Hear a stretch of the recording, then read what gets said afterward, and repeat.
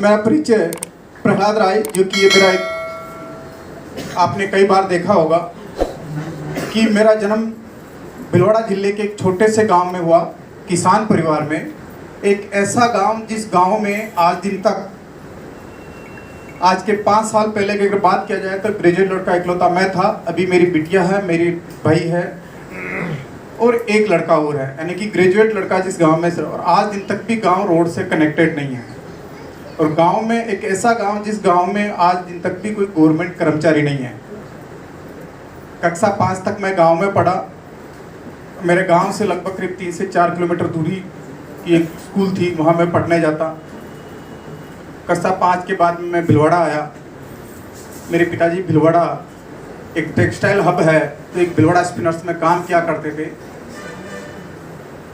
मैं भिलवाड़ा आके पढ़ने लगा और जब क्लास 10th में मैं पढ़ रहा था तो एक दिन पिताजी ने बोला कि बेटा मैं तुझे पढ़ा नहीं सकता। जब व्यक्ति गांव से जब शहर में आता है तो उसके मन में कुछ कुछ होता ना। यस। शहर की चकाचौंध देख के, शहर के मकान देख के, शहर की गाड़ियां देख के, शहर के लोगों की लाइफस्टाइल देख के मेरे भी मन में ऐसा हुआ था कि यार कि हम भी कुछ यहाँ आएंगे तो कुछ बड़ा करेंगे, कुछ बड़े सपने देखे। लेकिन क्लास 10th में जब वो पिताजी ने बोला कि तुझे पढ़ा नहीं सकता, बाद में पता चला कि उनकी फिजिकल फिटनेस की वजह से उनको नौकरी से रिजाइन देना पड़ा। परिवार में सबसे बड़ा मैं था। परिवार का जिम्मा मेरे पे आ गया। भिलवाड़ा एक टेक्सटाइल हब है जहाँ पैंट पीस यानी कि शूटिंग का काम कपड़ा बनता है, और मैं कपड़े की फैक्ट्री में काम करना शुरू कर दिया था।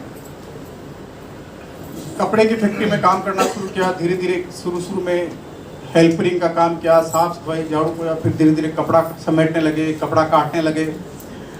कपड़े काटता धीरे धीरे, लेकिन पढ़ने की इच्छा थी तो मैंने प्राइवेट ग्रेजुएशन की। जब प्राइवेट ग्रेजुएशन की तो उसी समय एक हर व्यक्ति का सपना होता है सरकारी नौकरी का। तो मेरे भी था कि सरकारी नौकरी लगे। तो मैंने लाइब्रेरियन का डिप्लोमा किया कोटा से सन 1990 में। लाइब्रेरियन का डिप्लोमा किया और लाइब्रेरियन के डिप्लोमा में एक बुजुर्ग से प्रिंसिपल थे। उस प्रिंसिपल की बात ने मेरी पूरी जिंदगी बदल दी। जानना चाहेंगे क्या बात थी? यस। प्रिंसिपल की बात थी कि कोई भी व्यक्ति 40 से 45 साल की एज तक नया पंगा ले सकता है।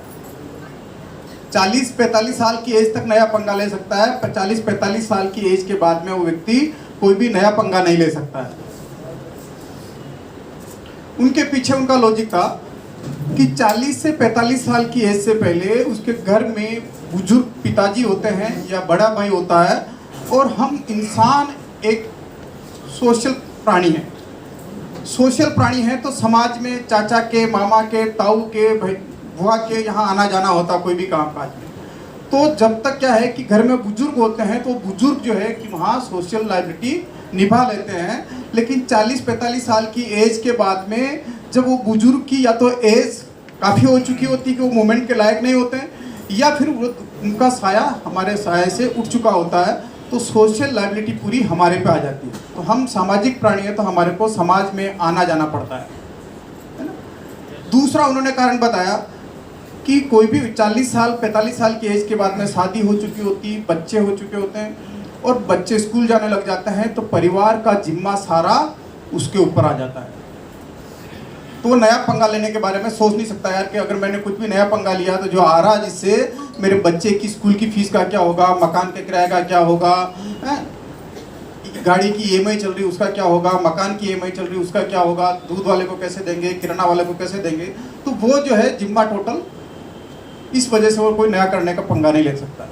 और तीसरी उन्होंने बात कही कि 40 साल 45 साल की एज के बाद में व्यक्ति की जैसे जैसे उम्र बढ़ती है उस व्यक्ति की कार्य करने की क्षमता कम होती है। सही है ये बात? यस। कार्य करने की क्षमता कम होती है और खर्चे उसके बढ़ते जाते हैं। तो 40 से 45 साल की एज के बाद में कोई भी व्यक्ति नया काम करने का पंगा नहीं ले सकता।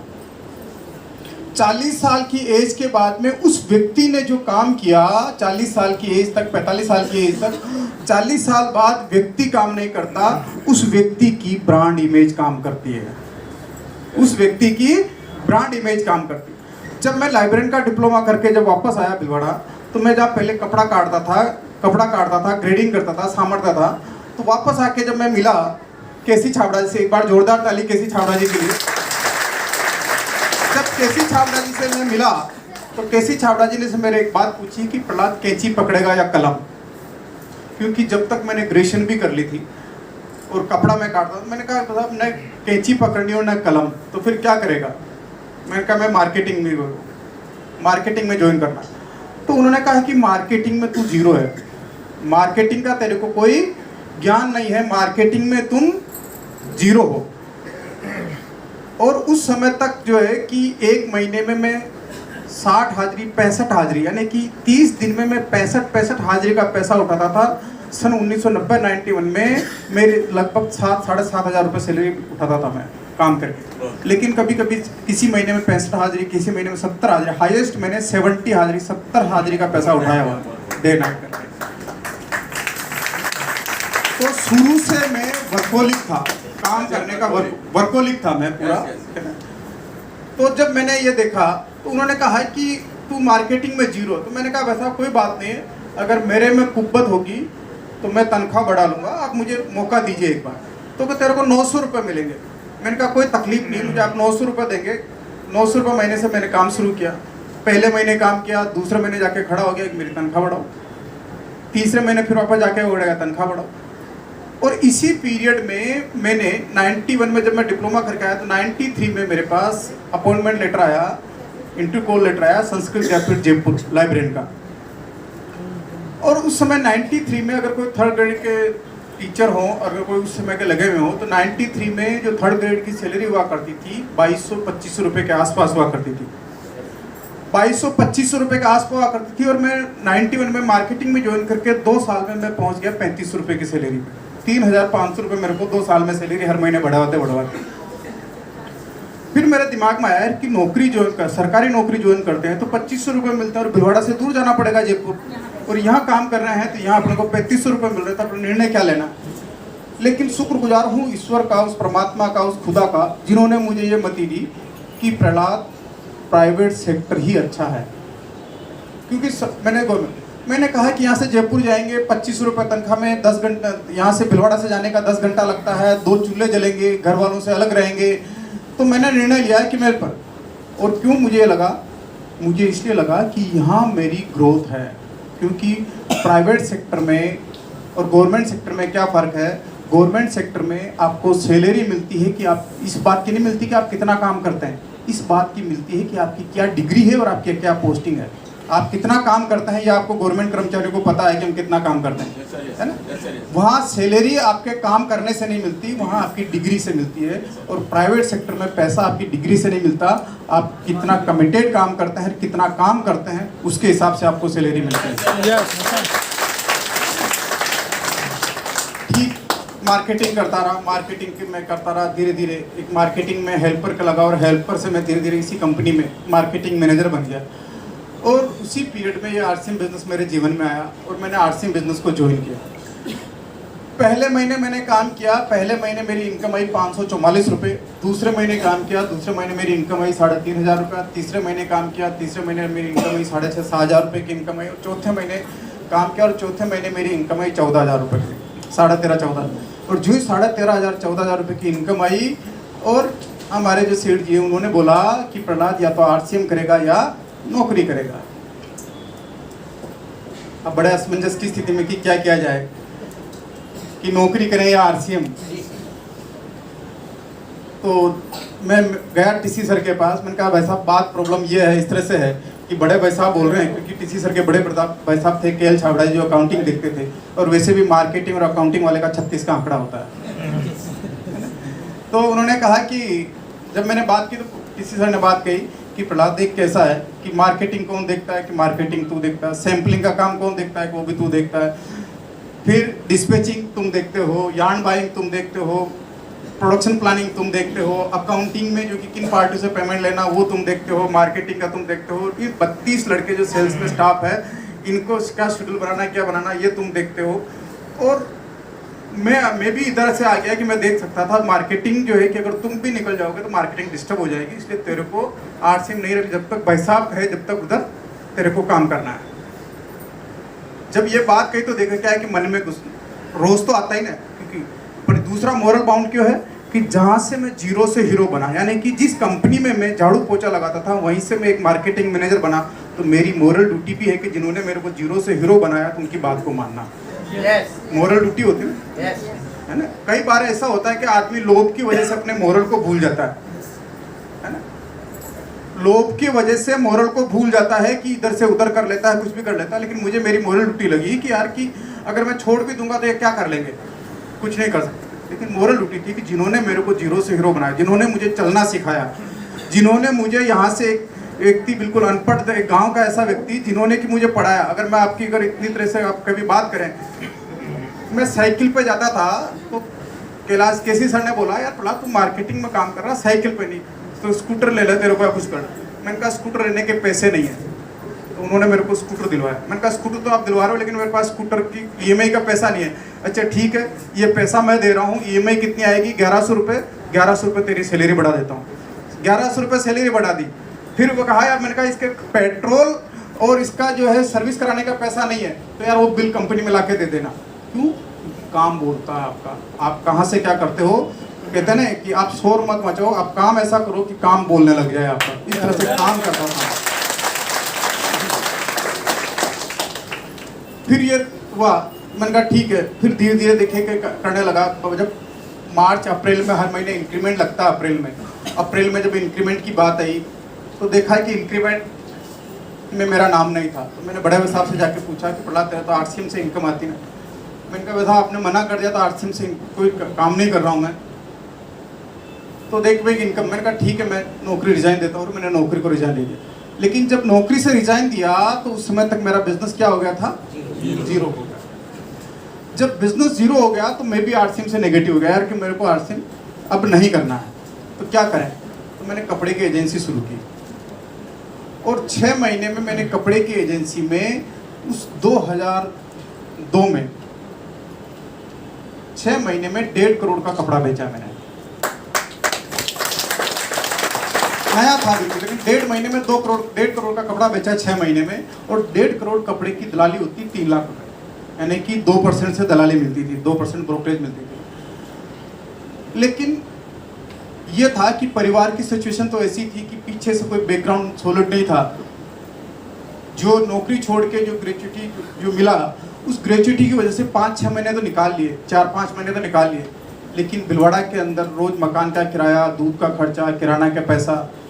तो एक दिन मेरी देखा कि सुबह पहले मेरी बच्ची स्कूल नहीं गई, बाद में पता चला कि आज दूध लाने के लिए पैसा नहीं। मेरे पास जब 53-86 स्कूटर था, मैंने स्कूटर उठाया और गाँव चला गया। 4-5 दिन तक गाँव रहा, बहुत सोचा। मैंने कहा प्रहलाद क्या करना चाहिए, एजेंसी बढ़िया चल रही, अपने को पता है कि फ्यूचर है, लेकिन अभी बच्चों को खिलाने के लिए कुछ भी नहीं है। तो परिस्थितियाँ सभी के पास आती है, क्या करना चाहिए। मैंने कहा वापस नौकरी ज्वाइन कर लेना चाहिए। मैंने कहा नौकरी ज्वाइन करें तो कहाँ की, कपड़े की मार्केटिंग में अब करना नहीं। क्योंकि मैंने एक जीवन में ये बात सीखी कि जिस काम को आपने करके एक बार छोड़ दिया, उस काम में वापस आप मत जाओ। मेरा ऐसा मत, क्योंकि हर व्यक्ति, आप देखिए कि अपने हाथ की अगर इन रेखाओं को, आपका जो पेड़ होता है उस पेड़ पे आप चिपका लेना, फिंगर अच्छा लगा के, जैसे अंगूठे का निशान लगाते हैं ना, उस तरीके से आप पूरे फिंगर प्रिंट ले लेना और डेट डाल देना। आपकी हर 10 साल में आप जैसा सोचते हो उसकी आपकी रेखाएं जो है कि हर 10 साल में आपको बदली हुई मिलेगी। मैंने कहा है कि अपने ग्रेडिंग कर ली, ग्रेडिंग करके छोड़ दिया, प्रोसेस चेकिंग कर ली, प्रोसेस चेकिंग करके छोड़ दिया, ग्रेडिंग के ठेके लिए हमने वो करके छोड़ दिए। फिर मैं मार्केटिंग में आया। मार्केटिंग में अपन ने 10 साल जीरो से लेके, क्योंकि मार्केटिंग में जीरो से लेके हीरो बने, उसको भी अंत तक देख लिया। ग्रेडिंग में प्रोसेस वीविंग देख लिया, वीविंग का मैंने डिप्लोमा कर लिया, इससे मैंने कई कर लिया।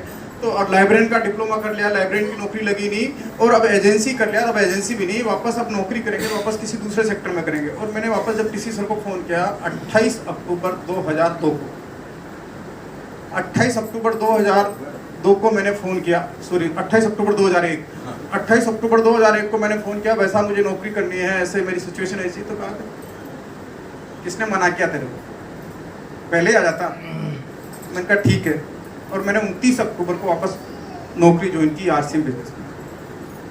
अब नौकरी ज्वाइन की तो क्योंकि सिचुएशन तो घर से हम वैसे गए, तो जाते पहले नौकरी की और शाम को जाके कहा भाई साहब 20,000 रुपये एडवांस चाहिए, 20,000 रुपये एडवांस ले। फिर वापस 31 को जाके अक्टूबर को फिर कहा कि 20,000 रुपये एडवांस चाहिए, क्योंकि जब मैं बच्चों को वापस यहाँ लाया तो मुझे मकान किराया, किराना का सारा पैसा देना था, और धीरे धीरे मैं काम करता रहा। और ठीक इसी तरीके से जब काम करता रहा, जब कंपनी यहाँ काम किया मैंने नया, मार्केटिंग भूल गया, ग्रेडिंग भूल गया, सब कुछ वापस यहाँ मैंने काम किया, और कंप्यूटर कुछ आता नहीं था। लेकिन धीरे धीरे आप ये देखेंगे कि उस समय सब्बीर खान जी जो पुराने लोग हैं कि फार्म जो है हाथ से भरे जाते थे, फार्म वहाँ आते थे, छोटी छोटी पर्चियाँ हुआ करती थी, सारा बिजनेस फाइलेशन करने का काम मैं देखता था।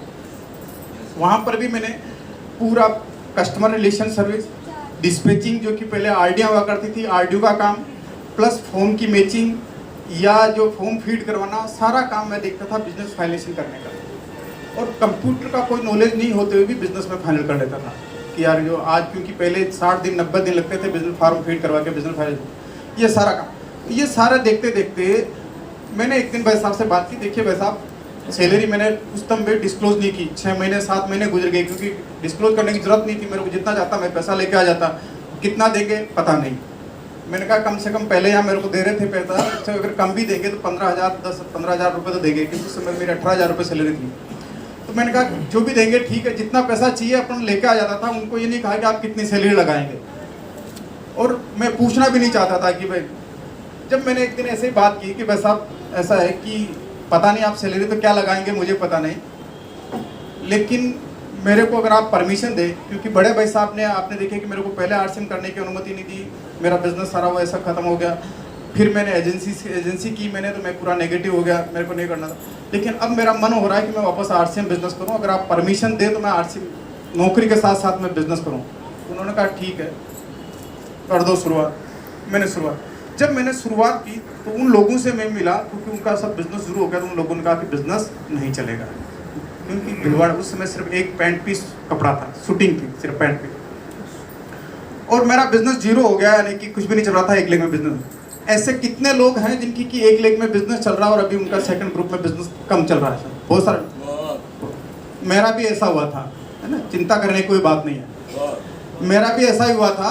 और जब मैंने ये बात की तो मैंने कहा क्या करें, तो मैंने उन लोगों से मिला, तो उन्होंने कहा कि बिजनेस नहीं चलेगा यहाँ पर।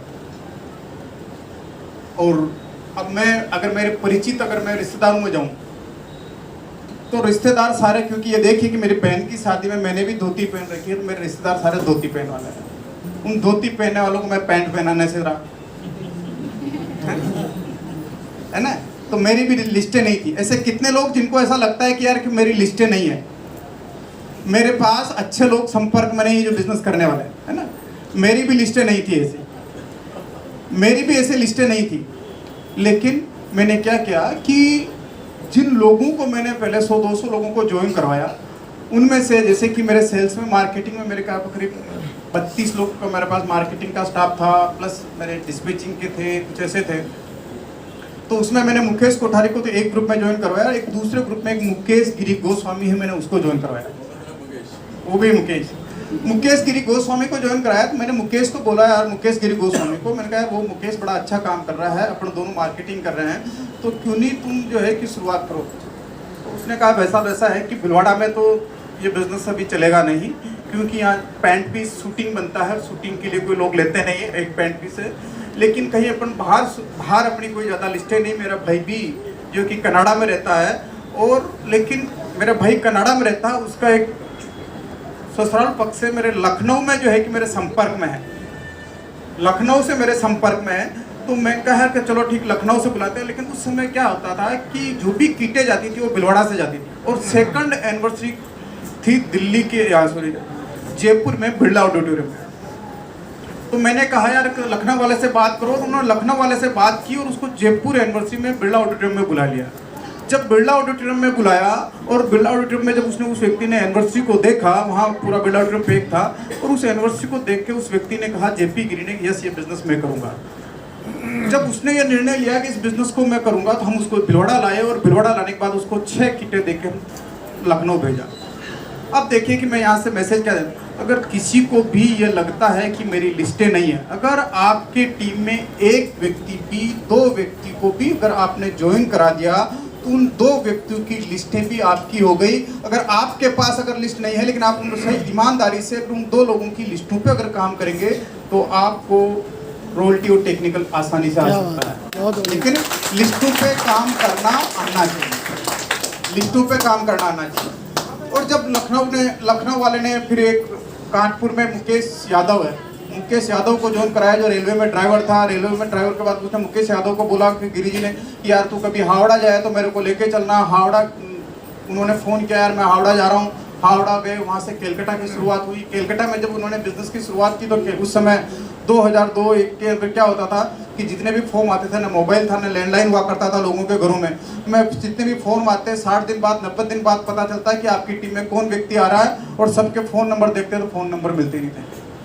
अचानक एक दिन एक व्यक्ति का फ़ोन आता है कि मुझे केलकटा में 40 से 50 किटें चाहिए या मुझे बहुत सारे लोगों को ज्वाइन करवाना है। मैंने उनसे पूछा आप क्या करते हैं? सर मैं यहाँ डिफेंस के अंदर मैं स्टेनोग्राफर हूँ और मैं मेरे ऑफिस का फ़ोन नंबर है, आप मेरे को कभी भी इससे संपर्क कर सकते हैं। मैंने उनको एक बात बोली कि देखिए क्या है कि मैं ऑफिस के वर्किंग टाइम में तो मैं बात नहीं कर सकता आपसे, लेकिन आप अपनी टीम में लोगों को बोल दीजिएगा कि रात को 9 बजे से सुबह 6 बजे के बीच में आप कभी भी मेरे को बात कर सकते हैं। कौन सा टाइम दिया मैंने? रात को 9 बजे से सुबह 6 बजे के बीच में, क्योंकि सुबह 8 से 8 में नौकरी करता था 12 घंटे की। 8 से 8 12 घंटे की नौकरी करता था, इसलिए उन लोगों को टाइम दिया मैंने सुबह 9 बजे से 6 बजे का। और लगभग धीरे धीरे कुछ उन्होंने ऐसे लोगों को मेरे नंबर बांट दिए। रात को 9 बजे से 6 बजे तक फ़ोन आता, और ईश्वर गवाह है, खुदा गवाह है कि 4.5 साल तक मात्र मैं 1 से 1.5 घंटे सोता था। 4.5 साल तक 1 से 1.5 घंटे सोता था। और दूसरा डायरेक्ट सेलिंग का एक बहुत बड़ा अपवाद भी हूँ मैं। अपवाद कैसे? कि जब पहली बार स्टेज पे मैं तब आया जब मैं स्टार रूबी हो गया था। क्या बात है। स्टार रूबी से पहले लोगों को पता ही नहीं, क्योंकि मैं राजस्थान रहने वाला था, भिलवाड़ा का हूँ, लेकिन मेरा बिजनेस था बंगाल, बिहार, उड़ीसा, जहाँ से कोई राजस्थान में मैंने काम किया। वहाँ से क्योंकि लखनऊ से बिजनेस केलकटा चला गया, केलकटा से उड़ीसा चला गया, उड़ीसा से फिर बंगाल से धीरे धीरे बिहार चला गया। तो मैं कहीं गया, लेकिन केलकटा जब गया तो मैं बिहार और बंगाल भी मैं कभी गया नहीं। 8 साल तक तो मैं सिर्फ केलकटा ही जाता रहा। केलकटा के अलावा मैंने कहा आगे जाना आपको, जो मैं केलकटा तक ही आऊँगा। और मैंने बिजनेस को पार्ट टाइम किया। और जब 5th एनिवर्सरी में जब मेरे को स्टेज पे बुलाया गया, पहली बार नाम लिया, क्योंकि वो स्टार रूबी में नाम देखा तो यार ये कौन है। जब नाम डिस्क्लोज हो गया स्टार रूबी में, पहली बार जब स्टेज बुलाया, अगर आप सूरत की एनिवर्सरी देखेंगे तो मेरे मुंह से एक ही बात, जब बुलाया तो बड़ा पसीना हो रहा, दूज रहा हूँ, कैसे बोलना नहीं आता, कुछ करना नहीं आता, एकदम से पसीना हो रहा। और वहाँ मेरे स्टेज पे एक ही बात निकली कि एक आम आदमी पूरे 30 साल में जो पूरे जीवन में कमाता है वो आरसी मात्र उसे 3 साल में दे सकता है। क्या बात है। 3 साल में दे सकता है, लेकिन कब?